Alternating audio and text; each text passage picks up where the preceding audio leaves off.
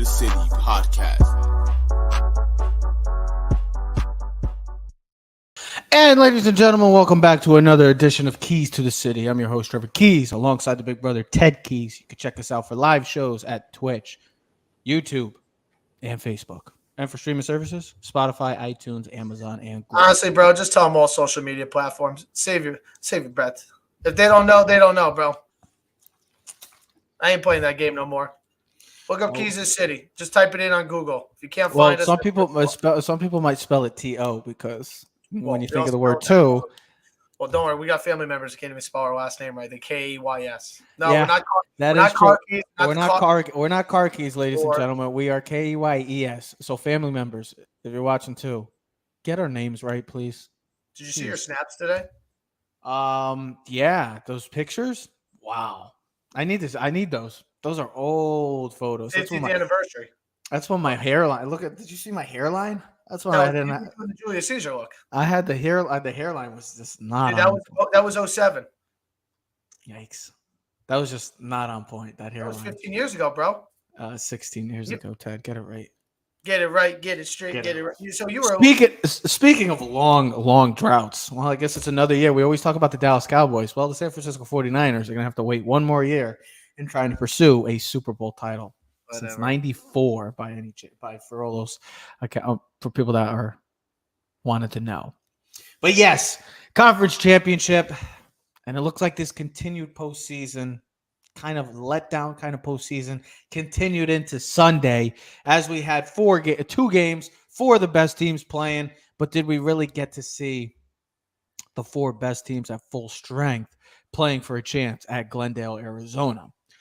When we think about these games, look, there's a lot of things we could talk about from Sunday. Sunday was a weird day, just in general, with the first game really put a major damper on maybe a lot of football fans' minds. And then even the night game, and I told you, I told Dad, I was telling Pete, I just didn't get I don't know, it just felt like a normal game to me. I didn't even take into consideration that was really the AFC title game. I don't know, it was just an overall damper of a day to me, and it feels like this playoffs in general has been a damper. So we're really hoping that in 2 weeks, Super Bowl 57 is a lot better than the results that have been played out in this postseason. So either way, it'll be a lot better. We can only hope. We get now the two best teams. All we've been hearing about is the two best teams all year. Who was 1 and 2? Well, we're going to get to see that come next Sunday. Or 2 weeks, I should say. It's like a week and a half, whatever. 13, 12 days. Who cares? Still a long way off until Super Bowl 57. But let's just think about the overall takeaways. I know people are going to complain. The referees blew the cut. No. Stop with the referees. Yes, they've been awful. They've been inconsistent. But the refereeing in all sports has just been inconsistent. And they should be held accountable for their actions. So there's just another example of that. So when you look at that, and then we'll give out our Super Bowl 57 impressions early because we still have a whole nother week and a half to discuss. So, Ted, when you think about how Sunday played out early at 3 o'clock and at 6:30, what was your overall takeaways from this conference championship Sunday? The two better teams won that day. Let's get that straight. The two better teams won that day. But honestly, I feel like I missed out. Like I feel like I was left out of the party. Like something wasn't right. And that's truly how I believe, because I feel like we could have had two special games. And in the first game, unfortunately, the 49ers, everyone knows the story. Purdy gets hurt, ruins his UCLL. Josh Johnson, concussion. They're down to their 7th-string quarterback. McCaffrey's going to take snaps. They bring Purdy in, which I was telling Dad, I just don't understand why they, at least at halftime, couldn't come up with at least a wildcat offense, something basic where at least McCaffrey or the quarterback is a person where he can at least run the ball. Purdy was a non-factor, so you're playing 11 on 10. At least if it's 11 on 11, you could do something. Listen, once those two quarterbacks went down, the game was over. Eagles were in the blocks like they were taking off in a track meet, and just everything was downhill because they didn't have to worry about any passing. Like literally, it was the easiest day ever as a defensive player. And then you were literally just, it was like the 4-minute offense. You were just wearing the clock down, trying to get first downs, and for fans hoping the game ended sooner or later. Because honestly, after the first quarter, I'm not going to go into the what ifs. I get it. We could do the what ifs, right? We could do the Devontae Smith pass was not a completion, right? So that would have been a turnover down. If Purdy is healthy, we probably get a good game. Josh Johnson just catches the damn ball at the end of the half, and they don't give up an easy 7 right there. We're talking 7, 7.5, and then who knows what plays on. But at the end of the day, the Eagles bullied the bully. That's the way I looked at it. I told Dad, the 49ers have been the bully of the league for so long, and the Eagles literally bullied the bully. They literally beat him up, and that showed the frustration at the end of the game. The other thing, if we go to the second game with the Bengals Chiefs, like you said, Trev, game was awkward, all weird. I mean, the game was just between the couple guys. I felt more intrigued by last year's game than I did this year's. Yeah, I mean, the Chiefs guys, a couple guys get hurt. The receivers, they're playing with third and fourth string receivers. Mahomes right? isn't 100%. Mahomes isn't 100%. Burrow didn't look great. The game ends with an unfortunate penalty by a guy who played really well that game. Yeah. Played really, really well. He just made an idiotic play. It happened. Like we've seen it before. Guys, they just sometimes blank out in the situation. Didn't realize where he was. He said it. Didn't realize what it was. He pushed Mahomes. And if you watch the video afterwards, you see Mahomes actually trips over his own feet, which makes him fall. So does that play? It doesn't really matter. When you're trying to make excuses, you just, in that sense, I was hoping that the game came down to overtime. But here's another fault. You want to blame things. Your Bengals, right? They punt the ball. You punt the ball right down the middle of the field. You kick a line drive punt. You give Sky Moore an opportunity to return the punt. Like, haven't we learned this before, like in the Giants and other games? Like, punt the ball out of bounds or punt it to a corner where you can kind of trap them. I just felt like that game didn't live up to the billing, right? You know, like you have this anticipation. It's like sometimes a finale of a movie, right? Like the last Michael Myers Halloween or certain other movies when you watch Star Wars, like when people watched them and then went for them, it just never lived up to the billing. And I think we were all super excited for that game. You know, you had the two best quarterbacks. You felt like you had the two best teams in the AFC. You had the rivalry. You had the crap, you know, I wasn't going to say whatever, you know, everyone talking their junk.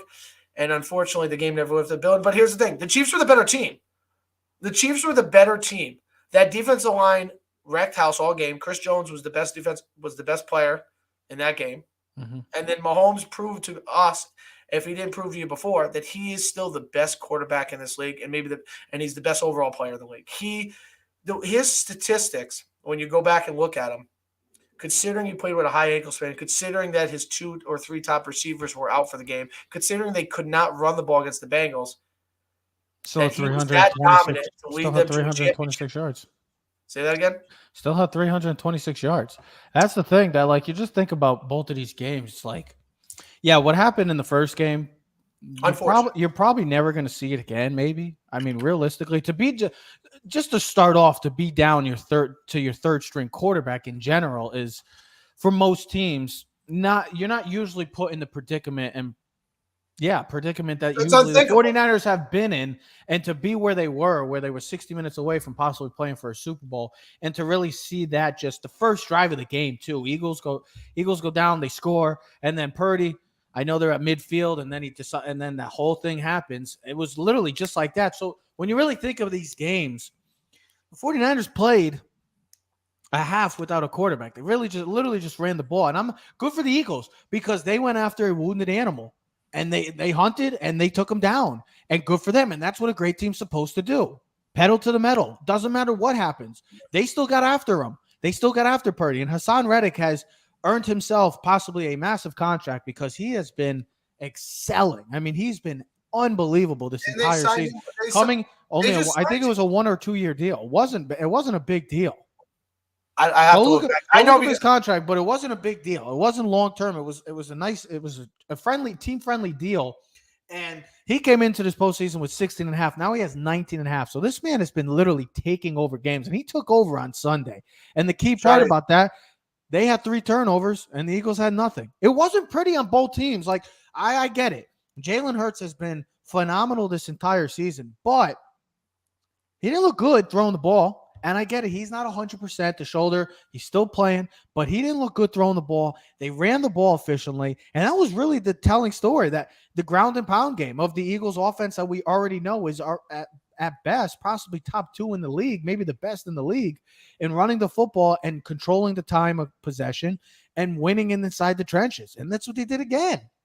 So, Trev, when we go back, and I have the stats right here, Hassan Reddick signed a 3-year, $45 million contract. Okay, never mind. I thought it wasn't that big. I thought it wasn't a big contract. So this is his second year. So the coming up year will be his third potential out. So they could do a buyout There's a 2-year, three. So there They is might want to find try to extend him to a long-term deal because absolutely because he is most the other thing definitely deserving. next year's he's got a $20 million cap hit. So Yeah. if they renegotiate that, you could bring that cap hit down, and then they'll have more wiggle room going forward. But I mean, 3 years, $45 million. He's lived up to the billing, and Yeah. others. I mean,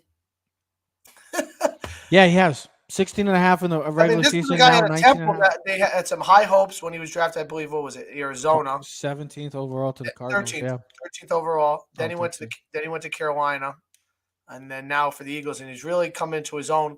Almost 28, 29 years. But that's a credit to the whole defense. I mean, That, look at that whole defensive D-line. line, bro. That whole D-line. Javon Hargraves, Brandon Graham. I mean, Mhm. Sue's the one that knocked out Johnson. Sue they picked up like week 14. Yeah. Right? They had I believe Winville Joseph. They had another. I mean, they Joseph, have an overall. They had These Josh Sweat. I mean, they had an listen. That's why they had 70 sacks during the regular season. Listen. They were dominant. Their offensive line, bro.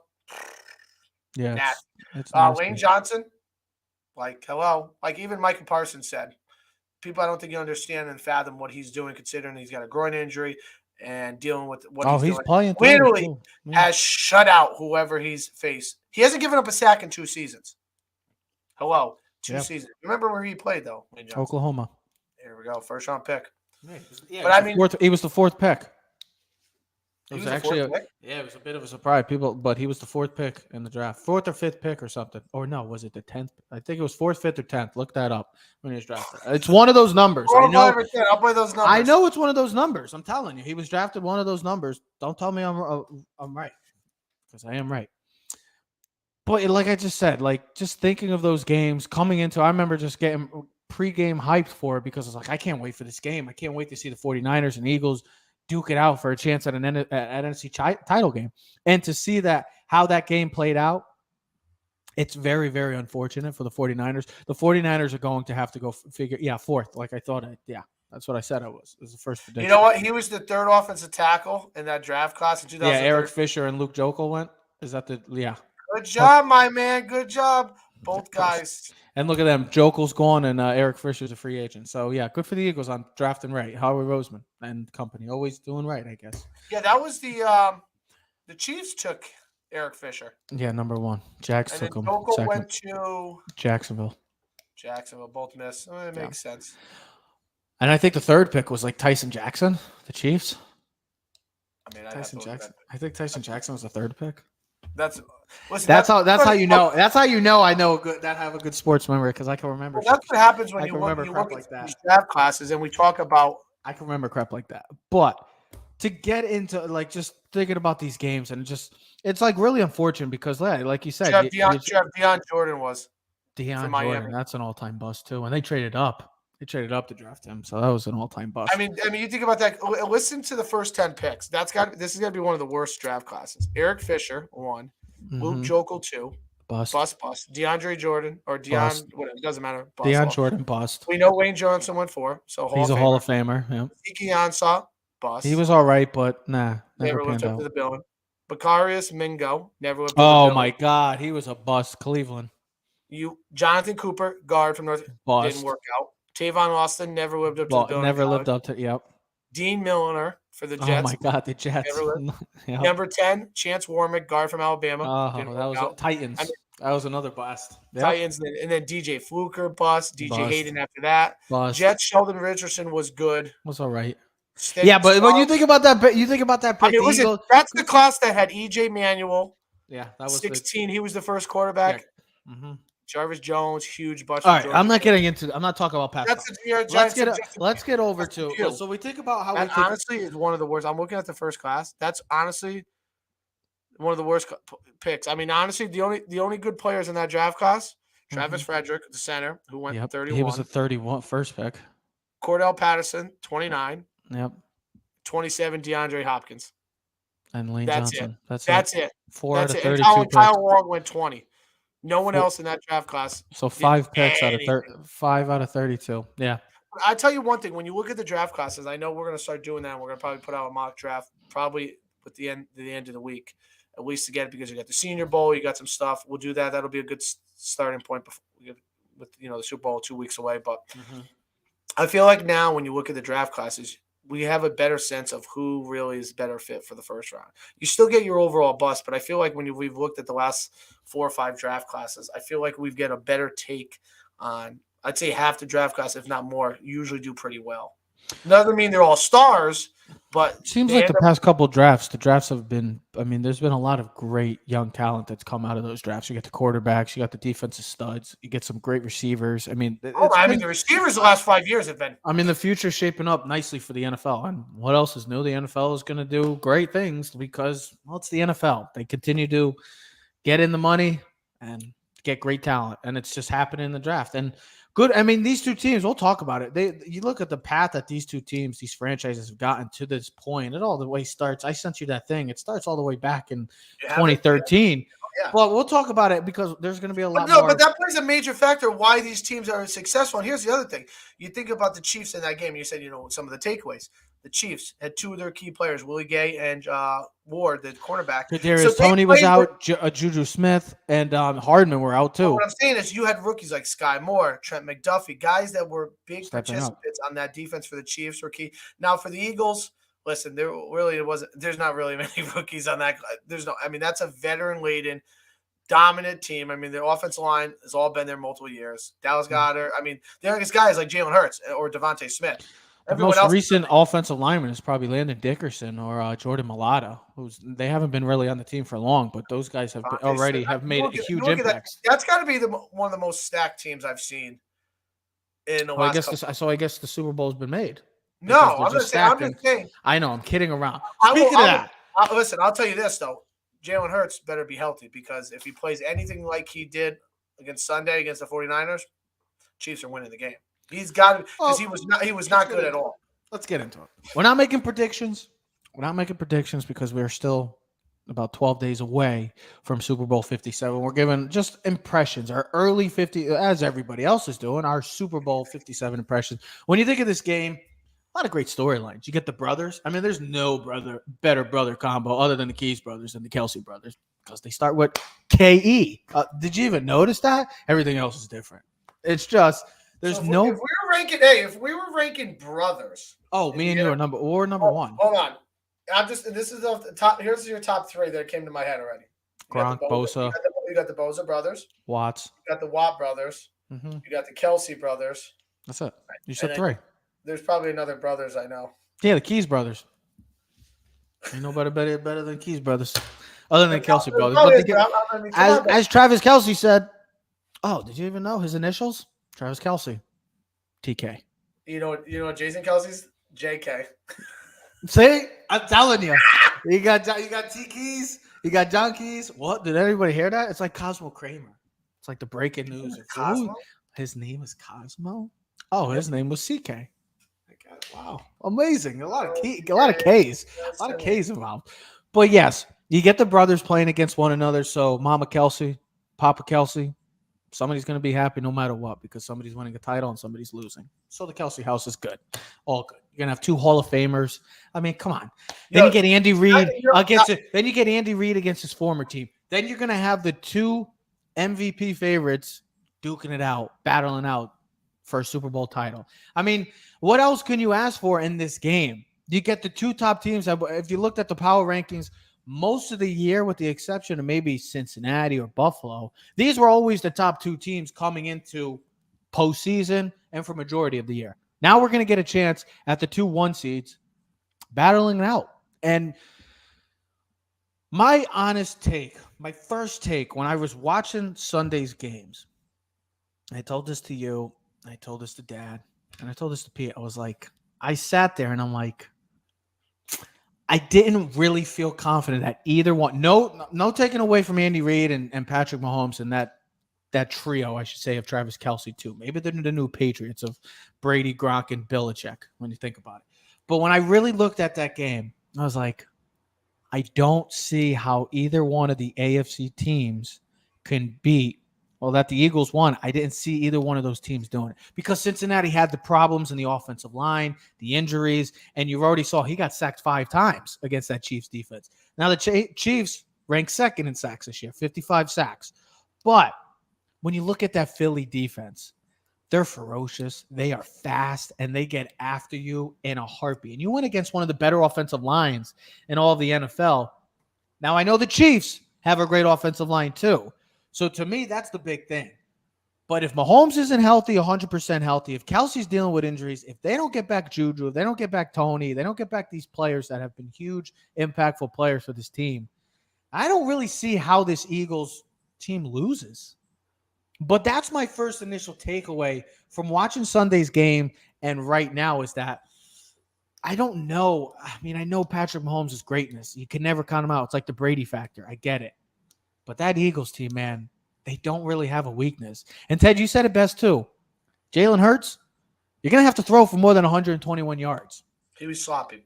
He did not look good. His deep ball accuracy was not on point. He had AJ. They could have won that game by another. They could have scored another 14 points if they wanted to. Well, here's the thing. I didn't understand. First of all, he missed AJ Brown by 20 yards. It seemed like. I didn't understand why he was in the game late in the game running the football. They were running the football with Jalen Hurts, like literally quarterback runs. Why was he running the football when you knew the 49ers had no chance of coming back?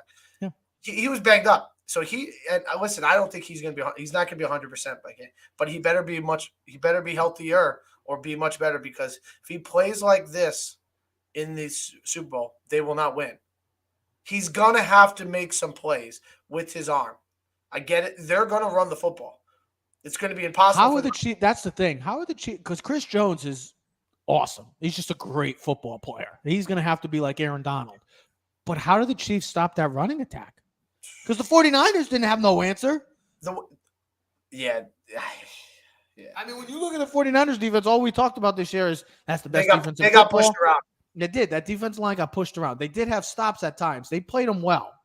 I also think late in the game, the way that game went, once Purdy went down, I think you just start taking chances. You just do whatever you can. You start blitzing gaps. You start taking chances defensively to try to make a play. And I just think it ended up biting them in the ass because there was nothing they do. They knew that they had to play flawless. They knew they had to make some plays on defense. That's why they went for the block punt. That's why they guessed on a couple plays, and it just didn't pan out. I mean, there was nothing you could do about it. Yeah. So my early impressions, well, Eagles, welcome to face the best offensive team that you faced all season, because this is the best team you'll face all season. You have not faced a quarterback like this all season. You've had the easiest schedule. You've had two easy, which is nothing wrong with that. You've had two good warm-up games to get to the Super Bowl, which is fine. There's nothing wrong with that. You're healthy too. Hurts has got to play much better. And then Mahomes is going to have to be superhuman. He's going to have to be close to 100%, and he's going to have to make plays. He's going to have to be extraordinary. He's going to have to make those. Do you know what I felt like this game when I first thought listen, about impressions, you're like, hey, Ted, if you're giving not a prediction, but I think the Eagles are the better team. But I also say, though, we know that doesn't always – because here's the other thing. This Chiefs team has been here before. I believe this is their third Super Bowl in 4 years. Yeah. So they know what to expect. Will the Eagles, all the Eagles players and Hurts and the coaching staff be able to handle the pressure? Because I think there is significant pressure on Andy Reid, too, to win this. Because he'd be 1-3 in the Super Bowl, or 1-4, right? Mm-hmm. 1 Eagles, 1, 2, 3. So what's this? Fourth Super Bowl. He'd be 1-3. 1-3, right? And then you look at it from another story, and this is how people think. You got fired from the Eagles. The Eagles went on to win 2 Super Bowls while you were gone, and win it with. And they had great Eagles teams. We know back in the day. Yeah, and won it with 2 different quarterbacks, one a backup and one a second-round pick in Jalen Hurts. So it should be a phenomenal game. I'm hoping it should be a phenomenal game. You're hoping both teams are healthy and ready to go. Yeah. Early impressions: the Eagles should be the favorite. I mean, I'm not gonna give any predictions. I'm just thinking early overall impressions. I'm surprised that the game line is not higher for the Eagles. I'm surprised it was. That's a respect for Mahomes. Yeah, I give that. That's a respect to Andy Reid, Mahomes, and that franchise. I get it, but realistically, I'm surprised that it wasn't like two passionate fan bases. 4.5. I thought it would be closer to like a 4.5. I thought 3.5. I mean, when you think about it, it's very simple. The way this game is going to be played out, and the winner is going to be whoever can win in the trenches. I know it's so cliche and so boring of an answer, but when you really look at that offensive line of the Eagles, they just ground and pound you for Well, nonstop. And they know and the thing is the teams know that it's coming and they still have no answer for it. So for Chris Jones and company, now Chris Jones is an incredible player, incredible talent. But that Chiefs defensive line is going to have to Frank get Clark, yep. somehow, and that's why I think the X factor of this entire game is not a player. I think you know where I'm going with this. It's our guy, Spags. It's Steve Spagnuolo. And we've seen Spags in the Super Bowl before. We've seen him with the Giants. but We've here's seen him the with the thing. Chiefs. It might not How make are they it. going to be? Listen, it might not make a difference. It might not. Listen, How is he going to have to at least just? I'm not saying to stop it because you just really can't stop a machine like this. It's more of the fact that how do you just slow it down? How do you get it off the field to get back 15 back on the field? How do you do that? That's all you got to really answer. Because You're not going to be able to stop them. Just slow them down. Yeah, I mean, because I think if we did a breakdown by And we're position- going. I mean, we're going to talk a hell of a lot more about this because game. when you start doing a breakdown of position group, you would give the favorites, the Eagles, to almost everything except for coaching and quarterback. Well, Running, I mean, the Eagles. This Chiefs team is a very good offensive line. Eagles better running backs. Eagles better offensive I line. think Isaiah Pacheco needs to be included heavily into Miles, this game. yeah, but Miles Sanders, Kenneth Gainwell, Wilson Scott, and don't forget about their quarterback. yeah, but he's not. So I'm not putting him in the running backs. I get it. And you talk Eagles offensive line. Their offensive line. Listen, and this is not a knock. Did you know the Chiefs were rated number 1 in pass block rate this year? Well, get ready to PFF to block the best pass rush in football. They got a good offensive Oh, line. I do. No, Tooney, Creed Humphrey, Trey Smith, Orlando Brown. Kyle Wiley is the only one that's going to be. Yeah, that's going to be a phenomenal matchup. But I'll give the offensive line edge because of the run and pass blocking to the Eagles. Mm-hmm. The weapons I'll give to the Eagles over the Chiefs. With AJ Brown, Goddard, Devontae Smith, I'll give those weapons over what? Travis Kelce, what? Juju. I mean, Kelsey's the best weapon out of all of them, but when you look at the group, then you go D-line. Eagles have a better D-line. Yeah. Linebackers, honestly, I maybe give it to the Chiefs. I don't really know. Secondary and then the secondary goes to the Eagles. Yeah. Now, special teams, probably to the Chiefs. But Jake Elliott is no bum, bro. Yeah. Jake Elliott is no bum, and Butker goes through these stretches of time where he misses extra points. He's got a cannon for a leg.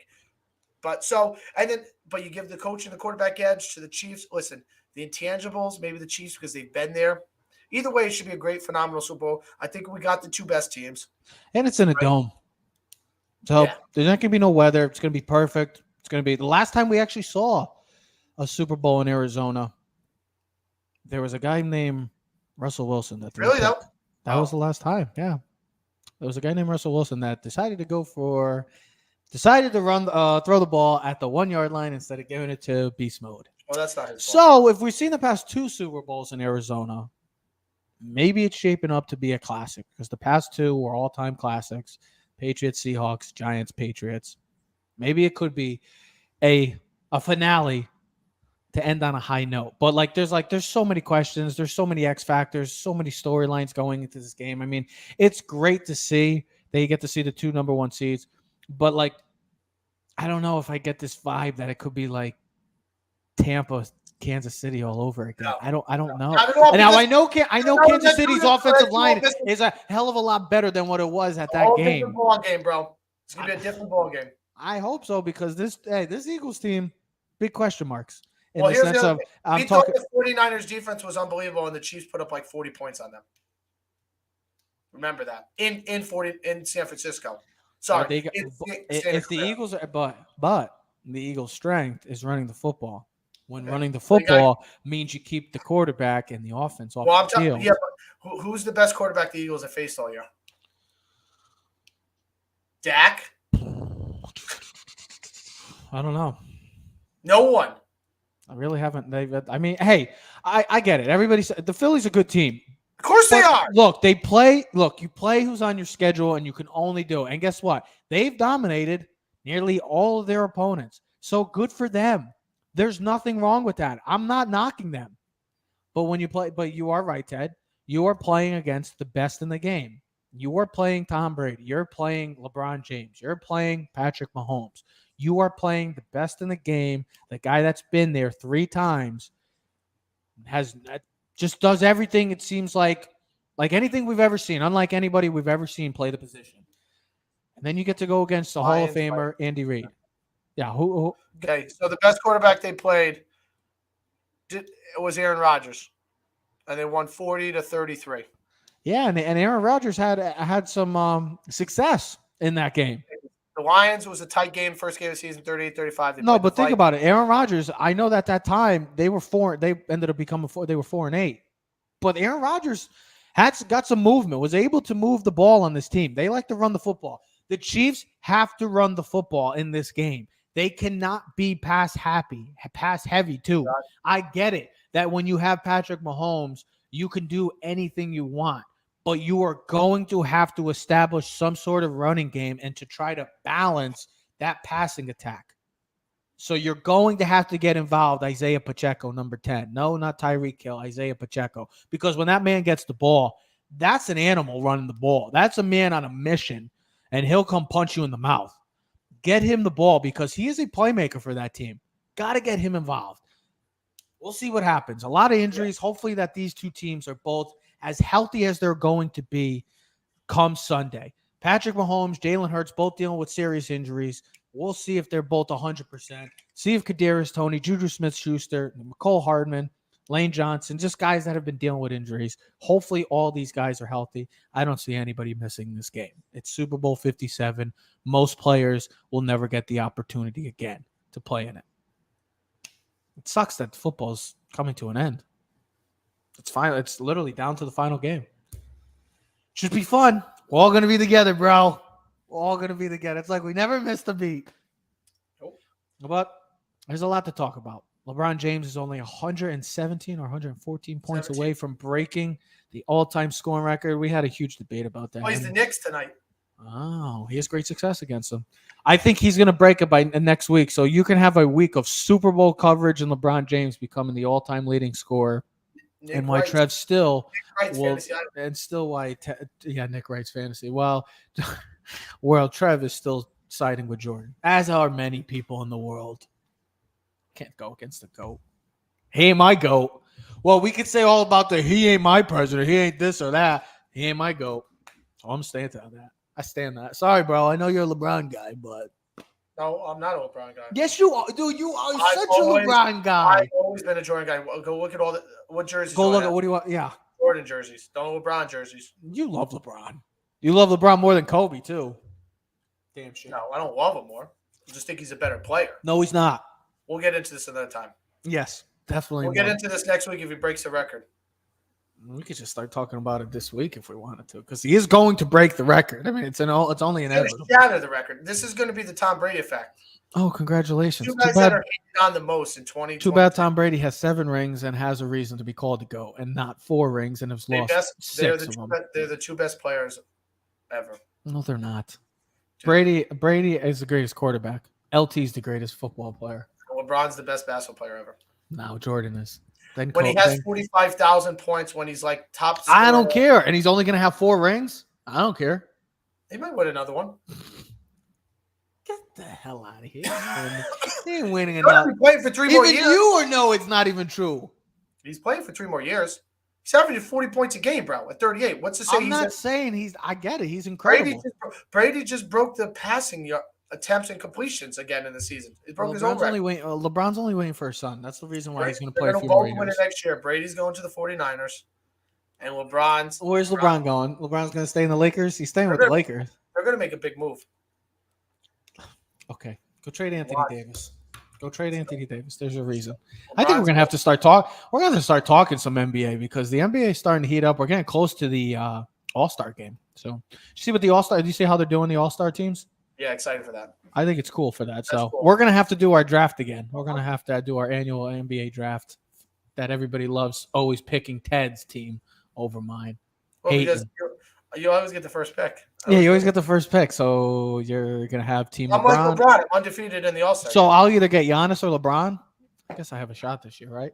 You got a shot. You know who I'm taking first. You already know who I'm taking first. Kobe's not playing. Oh, I mean, sorry. Yeah, he's actually a Kobe disciple. He is my guy JT. I'm taking Jason Tatum first pick, so just know it. Unless you're taking him. All right. Don't take Jason. know. Don't take. I know. If you take Tatum, I'll be pissed. I know he's gonna take Luka. He's gonna take Luka. But ladies and gentlemen, we'll be back at the end of the week talking more Super Bowl 57 coverage. And like I said, maybe we'll even throw in some NBA because maybe we could talk some LeBron. And we're going to try to get some guests now. We're going to try to get the Joseph McGuire back, Nolan Rich, maybe try to get Patrick Clapp and the big old Kanish to talk some Super Bowl 57. I want to get some people. He's going on vacation next week too. Who? Everyone is. Who's going on vacation? Frank, Charles, Pat. I only want Pat and Chaz. Pat's going to St. Lucia. Is he? Yeah, he's leaving next Friday. Maybe we'll get him on Friday. Maybe we'll try to get him on Friday or Saturday, one of these shows. Like this, I want to get some people's. I want to see what people say. No, he's a big Philly guy right now. So, well, he has no team, so he's just only going with the favorites. Typical whatever wins the money, typical bro. Mr. Patrick O'Clap. Whatever wins the money. Yeah, ride with 15, homies. Patrick Mahomes. Ladies and gentlemen, we are Keys to the City. We'll see you next episode. We are out.